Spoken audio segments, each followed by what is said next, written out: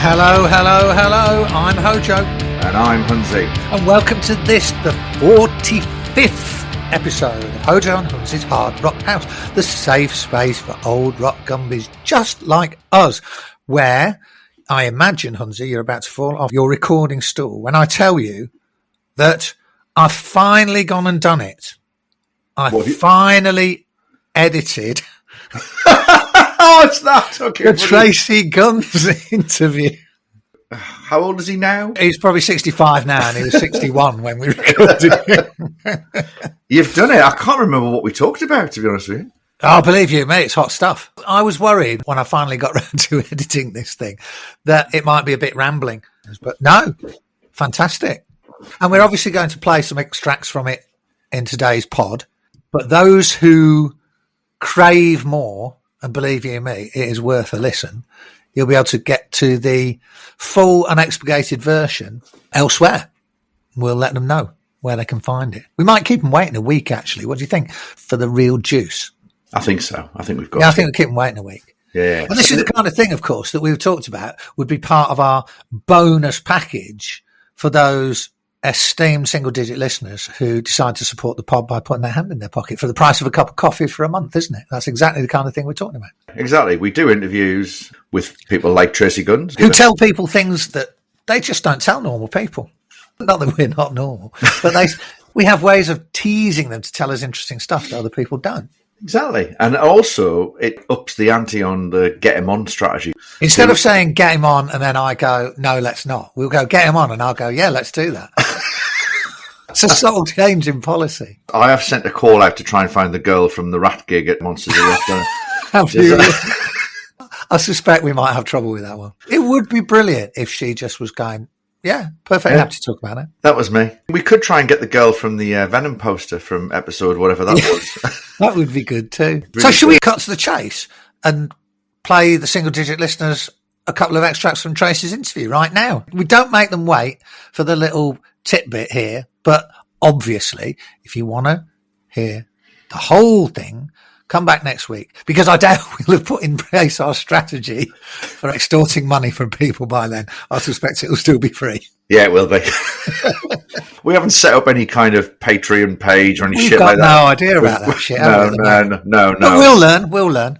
Stick a pin up now, and then we'll give the full one away probably next week. So here we go. Let's give you a little sneak preview of our tremendous interview with Tracii Guns. It's no secret drugs was a big part of that Sunset Strip. Yeah. But you were never a part of it, no? No. I was so close to drugs, it's not even funny. Probably every trip in a car I took with a friend or one of my parents, from the time I was 15 to 22 or 23, there were definitely some form of illegal drugs in their car right next to me. You know, and I didn't know. I'm very slow when it comes to big revelation. Phil always just says that I'm really gullible. He thinks that I'm easily manipulated, and I believe people at face value because I have no reason not to, because it's just the nature of the way my brain works, where, you know, I want to give everybody a chance, and I try to find the good in everybody, and I assume they're good. But when it comes to drugs, I was coming home from a gig in Pasadena, you know, probably, I don't know, like around 2000. And this was when cell phones were a real thing. My dad's calling me. I'm driving home. And I answer the phone. I'm like, hey, Dad, what are you doing? It's 2:30 in the morning. He goes, can you get me some Valium? And I'm like, oh, you having a bad anxiety? You know, my whole family, both sides are anxiety ridden. And that's why all the men on my dad's, they were alcoholics, because that was the only way to deal with that. So I was like, I don't. He goes, you got to be kidding me. Everybody's got Valium. I'm like, I don't know what to tell you. Like, I didn't even know who to call. But I got really sad. Man, my fucking dad can't function. My mom, on the other hand, is the same thing. She can overfunction or not function. Right. You know, which is a whole nother diagnosis, obviously. We all know what that is. So I think I left the nest when I was like 15 or something, you know, and so I've just always kind of been attracted to my parents. Anybody that's like either one of my parents, I'm there, I'm going to fix you. It's never conscious. But they're the same people that have fucked me over and over and over and over again. I keep allowing them into my life. But that's the balance. You know, I have a good life, but that's the price. But you were seriously able, when that maelstrom of weirdness is happening all around you, you just went, nah. No, I mean, with Chris Webber, who was the original guitarist in Hollywood Rose, we were high school buddies, and he was doing blow all the time. I did coke with him a couple times, but it just always made me feel so weird. The drugs that I've done, it's not a good experience. I have friends that did blow, and it's the greatest thing in the world. They can fuck all night. They can, life is so good. Same with meth. I know guys that for years that I didn't know were doing meth. Fully functioning, overly productive electronics guys, mostly. Auto mechanics, too. So for me, didn't ever have a good experience. I'm very thankful. Even with alcohol, I can have a drink. But after that, I'm done. I feel sick. But I have a unique nervous system. It does things differently than most. Yeah, but I think you've probably got a unique mentality more than a unique nervous system. Yeah, I was scared shitless. That's the mentality. I don't want to take that thing that's going to kill me. No. Well, that's a fine place to be. Because you must have been around bands, and you probably had band members who went on stage and were doing gigs under the influence. I remember when Steve Riley joined LA Guns, and he was a big pothead. And I told him, I go, I don't care if you smoke pot. Don't smoke pot when we play. You don't smoke pot before rehearsal. Don't smoke weed. Oh, of course not, bro. I'll never do that, right? And of course, there was never a gig that went by. He didn't. Yeah. He'd smoke a joint to go fucking sound check. Stoners are like that, whatever. You come off the road, and I wouldn't be in contact with Phil, normally because Phil was going and having fun doing the stuff and experimenting. And I know during Vicious Circle album, he told me that he was like doing mescaline and some heavier stuff. But Phil's a unique individual where he can kind of dabble in something for a couple months, and then that was fun and boring, and now back to reality here. But there was a time, an early bass player we had just finished a tour, and we had an end of tour party in Florida, and we had to catch a flight at like 10 a.m. the next day. We're all sitting on the bus, and then they're walking the guy out, and he sits right in front of me on the table, and his fucking lips are blue. I'm like, what happened? Well, everything that came across the table went in one hole, and here we are. But he survived. Wow. We got him on the plane, got him home and stuff like that. So, I seen it. I'm never going to go inside Nikki Sixx's life. It's up to him to tell whatever stories he was. But, we spent some time together when I was younger, after the first LA Guns record, like right around that time. Him and John James, who's our mutual friend, they were doing some bad stuff. And I was fucked up. But I think that Nikki was kind of lonely, I think, at the time. And John was such a cool guy. John actually was Penelope Spheres' boyfriend. Okay. So we'd sit there, and he had this really cool little man cave, like this beautiful house. But in the center of it, it just had one door, and then you could go outside the other side of this very big Gothic couch, and the equivalent of a flat screen in 1988 or whatever it was. And we'd sit in there. One of the craziest things I ever saw was, I don't know if they were high or not, but we're sitting there, and there's a big bottle of Jack. And it was nighttime, I remember. And John is bigger than Nikki. He's like 6'7". Hey, you want a shot? And I'm like, yeah, I'll have a shot. Fuck yeah. And he gives it to Nikki. And Nikki's sitting on the other side of him. If you know Nikki, he has a twitch in a way. He's a very animated face. And he takes this hit off this bottle of Jack. And he just like, wham, like his neck just swung to the left. And I was like, what the fuck was that? He's like, what, dude? I go, your fucking face went like over there. And he's like, it did? And I'm like, yeah, but I'll never forget it. But it was definitely like a direct correlation between the finest sweet taste of Jack Daniels hitting his nervous system somewhere in his face. So like I said, I've been this close to drugs at that time of my life specifically. And there's just no way, man. There's just no fun. And my girlfriend, Candy, the girl I brought up, she ended up getting hooked on heroin, man. It was horrible. She was my girlfriend, and she was a junkie. Crazy. That's not fun. I'm not a goody two-shoes, but I love that girl so much. I would go in the bathroom and tie her off so she could shoot. You did that? Oh, I did that because she insisted that I do it. Fucking hell. And then when she'd run out, I would drive her to downtown LA, and she'd disappear for an hour so she could get stuff. I was right in the pit of fucking hell all the time. So there you go, Hunty. What do you think? Well, come on, it was brilliant, wasn't it? Now I've heard it, I mean, wow, yeah, there's some great stuff in there, and I'm sure our single-digit listeners will be frothing at the gills to hear the full interview. It's a really weird one, isn't it, to have a guy who was around all that drug madness in the Sunset Strip years of the mid-'80s and was pretty much clean and serene himself. Yeah, I never knew that. I was really surprised to find out that he just stayed away from all that, stood on the outside as an observer watching all that chaos go on. I think he was fairly clear that he wasn't whiter than white. Generally speaking, he was not a drug man.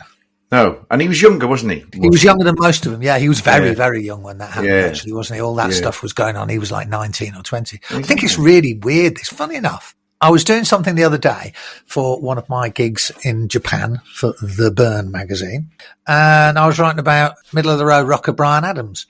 And when you start looking at how old he was when he had major, major success, it's mind-blowing. Do you know how old he was when Reckless came out? You know, the one that sold 12 million copies? Which is a phenomenal record, by the way. And a phenomenal amount of copies sold. Yeah.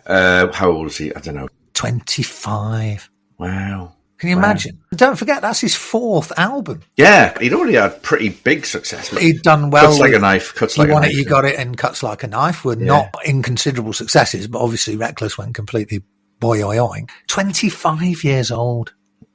We'll have to talk about Reckless one week. It's a brilliant record. You like your middle-of-the-road rock much more than I do. I can see the craft, how it's good for what it is. It's not a record I'd play very often. I'll still play it. Have you heard his new single? No, any good? Oh, it's terrible. Never Ever Let You Go, it's called. I mean, I was saying to Mother Johnson yesterday, if you're Bryan Adams and you've done incredibly well for many, many, many years, 40 years or whatever it is, he's been a big star. He's just starting a stadium tour now. It's still a really big noise. But would you not have a moment where you go, I've had enough of this. I want to go all Radiohead or something, go completely bananas and do something that's complete off the chart. Or maybe he makes odd music for himself. Do you think he's there in the Adams mansion making music that's completely weird and wonderful? He just doesn't put it out. Yeah, I'd like to think so. That'd be great, wouldn't it? Yeah, he's doing sort of like black metal album. Black metal meets trap. It'd be good, wouldn't it? Maybe we should try and get him on and ask him what he's doing. Well, no, the chances of getting Bryan Adams come on this, he's a megastar. He's not going to talk to us. The only person he will talk to, though, you know this, do you? This is really interesting. His busy mate of all the rock writers is Xavier Russell. Now, you know Xavier Russell, one of my old Kerrang buddies from back in the day. Son of film director Ken Russell. Yeah, son of film director Ken Russell. And there are 6 degrees of separation here because I knew that Xavier was big pals with Bryan. He did a very good interview, actually, Xavier, for Rock Candy Mag a couple of issues ago where we put Bryan on the cover. And Xavier did a great interview because obviously you get better interviews if you have people talking to these guys who actually know him. We know that. We've learned that over the years. But what's interesting is while I was researching this piece I was writing for Burn about Bryan, I found out that in the 80s, Bryan at one point went out with Xavier's sister. Oh, okay. I didn't know this. Maybe that's why they're so close. Well, I wondered which way around it was. Did he become close to Xavier because Xavier had written articles about him for Kerrang and then he met Xavier's sister? Or did Xavier get to know Bryan because his sister was going out with him? Maybe you just need to ask Xavier. Yes, I will. When this episode comes out, I'll tell Xavier and he can have a listen to it and then maybe we'll get him on for a couple of minutes to explain 6 degrees of separation between him, Bryan Adams and his sister. Maybe don't get Xavier to send this episode to Bryan because you just slagged off his new single. I just said I thought it was terrible. Yeah. You said you love Reckless. Come on. It's even-handed on Herger and Hunzy's Hard Rock House. We don't all have the same taste, do we? No, that's not the album I was going to talk about, though. Well, come on then. Let's move on, shall we? I can talk about Reckless if you want. No. I want you to talk about the album that you've been listening to this week. I'm not going to change mine for anybody, for hell or high water. So stick with what you know. I will choose Reckless one week. Not today. Not today, because I'm not prepared for it. You've set the bar high now, because that means you've got to be prepared for what you're going to talk about. I'm going to ask you detailed questions. Oh, for God's sake. I'm not going to talk about an album. I'm going to talk about 2 albums by a band, and they only made 2 albums. I feel as if I've got to talk about them as a whole. They come as a package. The 2 albums that they made were so phenomenal. A bit like your Sleep Token and a bit like your Eddie Money. The single-digit listeners out there might go, well, this is not really hard rock. And that's fine, but I don't know anybody who likes hard rock who doesn't like this band. Okay, so there are questions that spring to mind here. Why did they only make 2 records if they're so phenomenal? But anyway, I'm going to let you talk about this. Tell us who they are. Jellyfish. Oh, wow. Jellyfish. I am a massive Jellyfish fan. Yeah, so am I. So many of my friends are huge Jellyfish fans. I mean, and you're right, all rock people seem to love this band, and I don't know quite why. I don't know anybody who doesn't like them. I don't know anybody who goes, well, they were all right. Yeah. What about Mrs. Huns? Does she like them? Yeah. Mother Johnson, she loves them. I think the first time I played Mrs. Huns Jellyfish, it was, oh, I like this. Who's that? You don't normally listen to stuff like this. And what I don't understand then is Bryan Adams is selling out mega arenas and Jellyfish didn't get past the second album. And yet everybody likes Jellyfish and not everybody likes Bryan Adams. So how does that one work? I genuinely don't know. I still look at it and go, how was this band not massive, enormous? Because the songs, they mix everything, don't they? If you listen to either album. Tell the single listeners what the 2 albums are called. We haven't told them.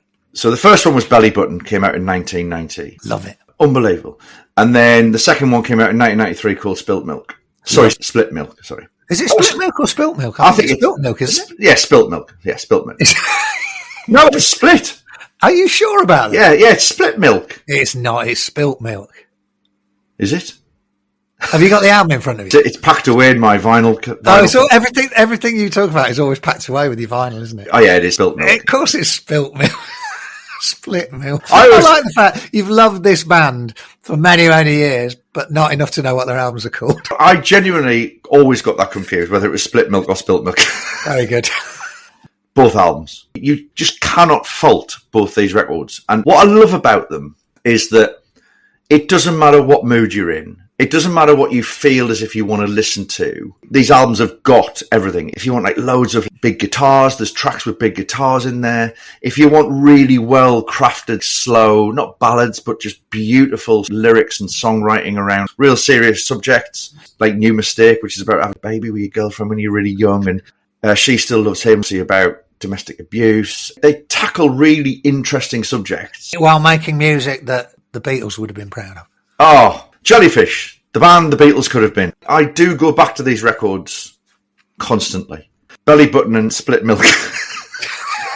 It's like having 2 children and you're asked to choose which one's the favourite. It's impossible. You can't do it. There's not a bad track on either of those records. And I just find it remarkable that they broke up due to poor record sales. Yeah. I saw them a few times back in the day, and live, they were just incredible. Incredible musicians.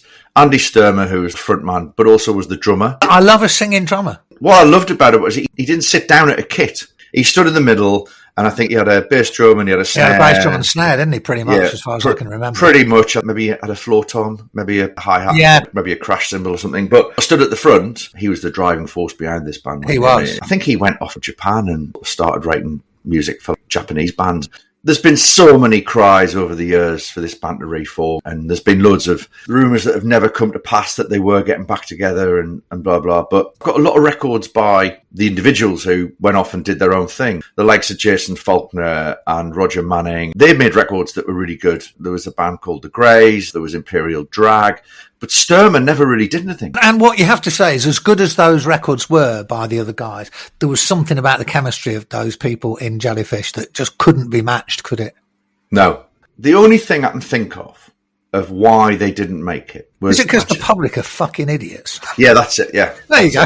You're responsible for one of the best bands ever on the planet to not be seen by the world. It beggars belief, doesn't it, that they were massive.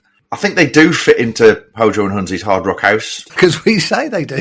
We say they do, but if you're a fan of Cheap Trick, XTC, The Beatles, ELO, Supertramp... Sleep Token. Oh, no, that's not right. They're a fabulous band. I interviewed Roger Manning not that long ago. And there's another thing, you see, that could be published in the behind the paywall area. The original interview audio with Roger Manning. Who wouldn't want to hear that? Oh, I would love to hear that. I would love to hear that Jellyfish have got back together. Oh, that would be joyous, wouldn't it? I think there'd be great celebration. There would be party hats, streamers, and those things that go... Maybe their dress sense put people off because they were quite hippy-dippy 60s. I liked it. They were fans of the flared trouser, the coloured top hat. Coloured top hat, the flared flowery trouser. Wide lapelled jacket. A bit dandy-ish. The only thing I would have worn when I was 23. Did you ever see them live? No, I never did, but you might have seen it as well. There's a Rock Palace, do you know that German thing that they used to do live thing? There's one there and it's absolutely unbelievably good. Yeah, I saw them a few times. I saw them at the Riverside in Newcastle, and that was just brilliant. Pretty sure they did the cover of Dream Police by Cheap Trick. It would fit. Yeah, and then I saw them at the Astoria as well. They were a fantastic band. We are as one on this. One of the ones that got away, isn't it? Definitely. People have been pleading for this for years and years for Jellyfish to get back together. And if it hasn't happened by now, it's not going to happen, is it? Doubt it. Your mate Danny Malone said that he wanted to make a record that sounded like Jellyfish, if I remember rightly, when we talked to him. The thing that he did post Diving for Pearls. The Dunaways. The Dunaways, that's it. Which, by the way, is very good. Again, that's another record that should have... Another one that got away. Another one that got away, definitely. So there you have it. So Jellyfish, brilliant choice, Huntsy. If you don't know them, please do go and check them out because they are a truly phenomenal band. Talking of phenomenal bands, shall I tell you what I've been listening to this week? I bet they're not as good as Jellyfish. I would agree with you, but 90% of the rock world would disagree. Okay, so we're going back to 1969. I was 5 years old. A double album, as was the wont of the times. It's a rock opera, which may make people quake in their boots. I don't know how that makes you feel, a rock opera.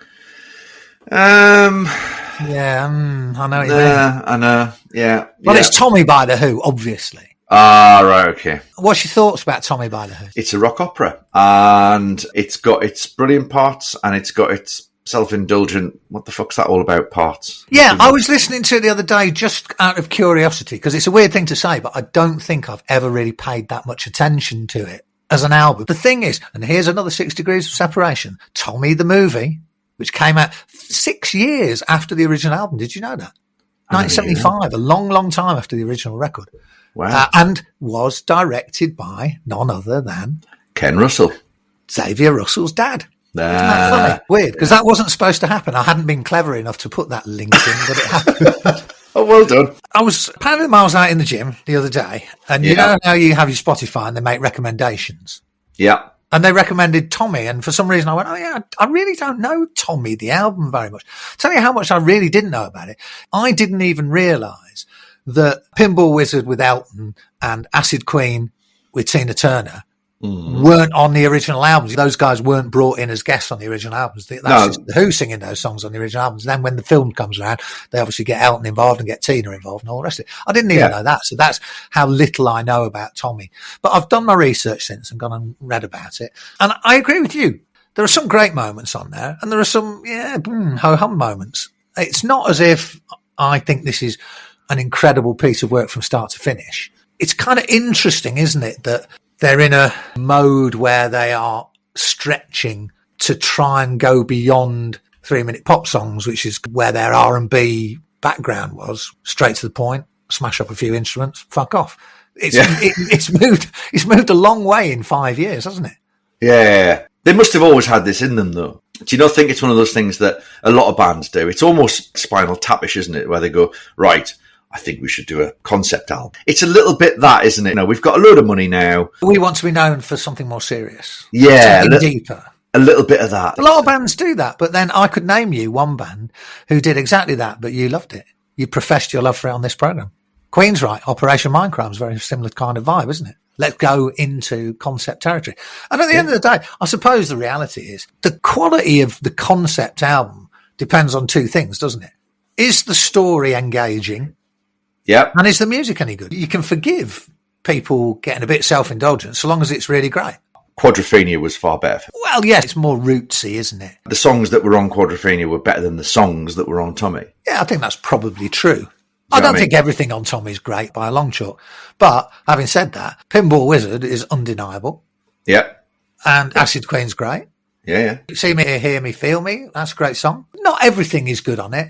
And probably you'd argue that they'd overstretched themselves a little. Maybe the fact that the film overshadowed the album says something about the quality of the album. I don't know. They toured Tommy, didn't they? Yeah.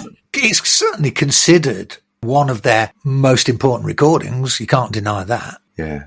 And I just think it was an interesting thing for me to go and listen to it. I've said this before, what you've been listening to doesn't always have to be phenomenal Jellyfish level. Sometimes you listen to things for odd reasons, like I said, just because it happened to pop up in that recommendation. And I suddenly went, do you know, I don't really know that album as much as I should, which maybe for a person who's made his career out of writing about rock music, maybe that's a bit of an admission that I should know that record better. But I don't. And I listened to it, and I'm glad I listened to it, but I wouldn't say that it's going to be something I'll return to again and again. But it'd be interesting to hear what the single digit listener thinks about Tommy. What's really amazing, of course, is now it's like, I think you'll find it's 56 years. 56 years. I can do the maths too. Yeah, incredible. It also reminds me of the brilliant story, I can't remember if I told it, about when Roger Daltrey turned his nose up at my vocals.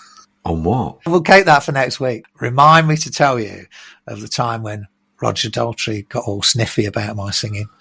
Is this like a Roy Thomas Baker and Danny Malone story? Yeah, a little bit. But they didn't bring Steve Perry in. They didn't bring Steve Perry in, no. They brought Steve Harris in. That'll keep you intrigued, won't it? Oh, very good. So there you go. On that bombshell, I'm going to leave you. Remind me of it next week because I'll forget. And we'll talk about that at the top of the episode. 2 really interesting bands to cover. A bit of talk about Bryan Adams as well, thrown into the mix. Tracii Guns, didn't we enjoy that interview? Yes, we did. Yes, we did. And the full one will be out shortly. Great talking to you, old bean. I'll be seeing you same time, same place next week. See you later. Bye. See you later. Bye.